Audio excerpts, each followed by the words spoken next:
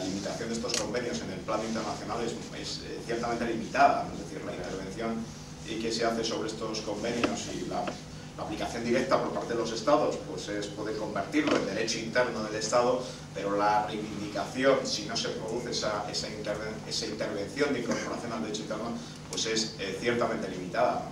Con lo que muchas de estas intervenciones, muchas de estas actuaciones quedan en recomendaciones, admoniciones y de alguna forma crear un clima que se proyecta luego, evidentemente, sobre otros aspectos, como puede ser este que estamos analizando aquí, de la responsabilidad social corporativa, de un incumplimiento de la normativa comunitaria, de la normativa internacional, que indudablemente tiene esa responsabilidad política, si quieren ustedes, pero desde el punto de vista normativo, jurídico, del sujeto vulnerado por este derecho, la verdad es que los cauces de articulación son muy limitados.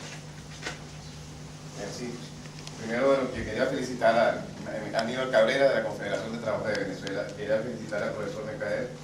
Yo tuve oportunidad, por la gentileza de Tomás Ribao, de leer el libro, el trabajo suyo, y salvo que exista, en mi conocimiento es un trabajo único, la sistematización que hay de la realidad formal o jurídica de las relaciones laborales en Cuba.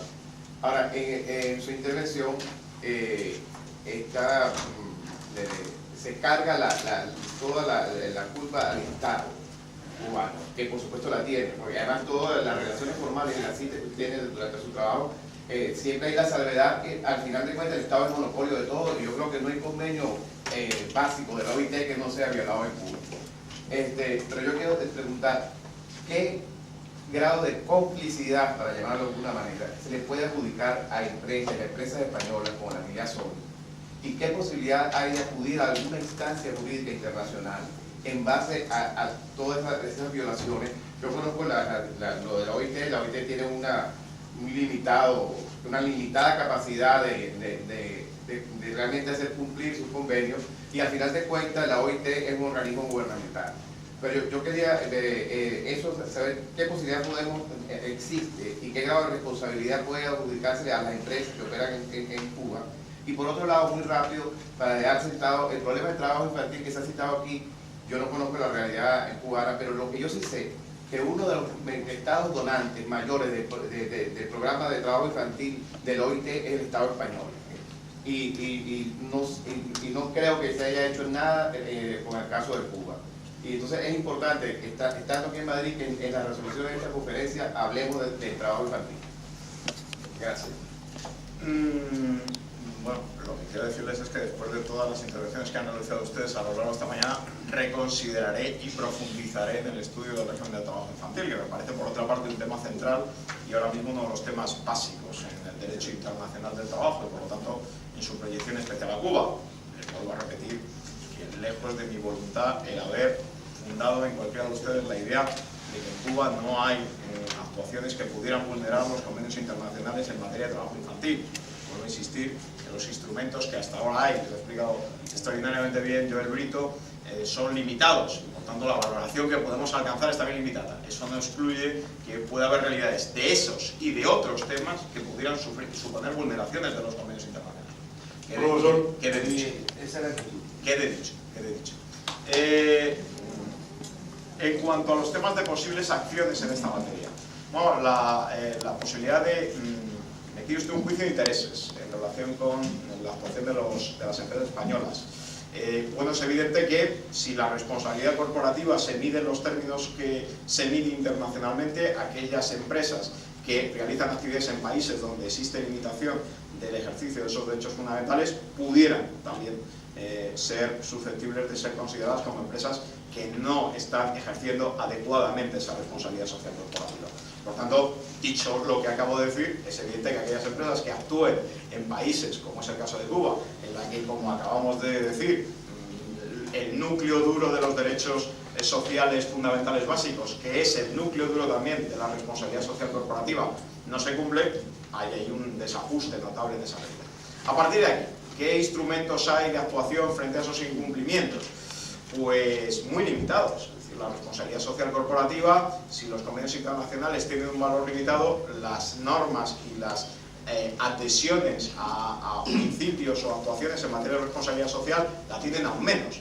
porque los códigos de conducta internacionales en materia de responsabilidad social tienen un valor ético, moral, orientador, pero en ningún caso un valor jurídicamente vinculable para aquellos sujetos que se encuentran dentro de su campo de actuación. Es más, la posibilidad, por ejemplo, de accionar en el Estado español o en otros estados, ha habido intentos de hacerlo en Estados Unidos, o aquí en España se han planteado precisamente con la empresa Sol Meliá algunos pronunciamientos de tribunales españoles en esta materia, de personas que trabajan en esos países que reclaman porque la empresa es española en España. Los tribunales españoles se han declarado incompetentes para conocer esa materia. Por lo tanto, las limitaciones de acción judicial en esas cuestiones pues están severamente recortadas, sin perjuicio de que este tipo de principios de acción social corporativa tienen ese impacto social o ese impacto sobre la imagen corporativa, sobre la respetabilidad social de la empresa, pero insisto, desde el punto de vista jurídico, los instrumentos de articulación y sanción de esos incumplimientos pues todavía son muy limitados. Profesor Reina. Sí, yo quisiera hacer algunas observaciones muy precisas y breves. La primera, con respecto al llamado trabajo voluntario no retribuido en beneficio de la sociedad, consagrado en la Constitución de 1976, sí hay pronunciamientos de la OIT denunciando los aspectos coercitivos que puede tener ese trabajo, principalmente representados por las notas que se inscriben en el expediente laboral de ese trabajador sobre si participa o no en el trabajo voluntario, y si no participa, las consecuencias que ello puede acarrear. Eso en primer lugar. En segundo lugar, con respecto al trabajo infantil, debo decir que está consagrado en la Constitución de Cuba, porque la Constitución dice que el sistema de enseñanza de Cuba se basa en la combinación de educación con trabajo. Ahí mismo está ya entronizado el principio de que el escolar tiene que trabajar, y tiene que trabajar en labores productivas. Y yo quisiera saber en qué forma la recogida del café, por ejemplo, a la que han sido obligados a trabajar muchos escolares, tiene que ver con la enseñanza. No tiene, por supuesto, ninguna relación con la enseñanza. Y en tercer lugar, pues la cuestión del trabajo infantil está no solamente reflejada en los convenios internacionales de la OIT, que el profesor Mercader nos ha citado, sino también en el Código del Niño, adoptado por las Naciones Unidas, y por otros documentos internacionales, como el Pacto sobre los Derechos Económicos, Sociales y Culturales. Esas son las tres observaciones que quería hacer. Muy bien. Sino que usted. Vamos a permitir que el profesor Mercader responda. No, en el caso de don Efraín Córdoba no tengo nada que responder. Es una autoridad en la materia, citado en varias ocasiones a lo largo de este trabajo, con trabajos fundamentales en esa materia, y las dos precisiones que ha hecho pues son muy fundadas. Sí. Pero es importante destacar que dentro del libro se habla sobre el trabajo forzoso laboral y la discriminación que puede existir en los expedientes laborales, en no participar en esos trabajos supuestamente voluntarios. Sí aparece. Así es, pero... En expedientes laborales y estudiantiles también. Escolares también. Señor, su nombre. Mi nombre es Antonio Peláez. Entre otras cosas me dedico a recibir a cubanos que llegan aquí como refugiados. Un caso que nos ha sucedido muchas veces es de personas que eran contratadas en cruceros de turismo, que llegaron a España y aquí se quedaron, pero aparte de que allí el barco actúa como agente fiscal del gobierno de la dictadura de Cuba y les retiene más de la mitad del sueldo para mandárselo a Cuba, les retienen como si fueran sucursal de la seguridad del Estado de Cuba el pasaporte.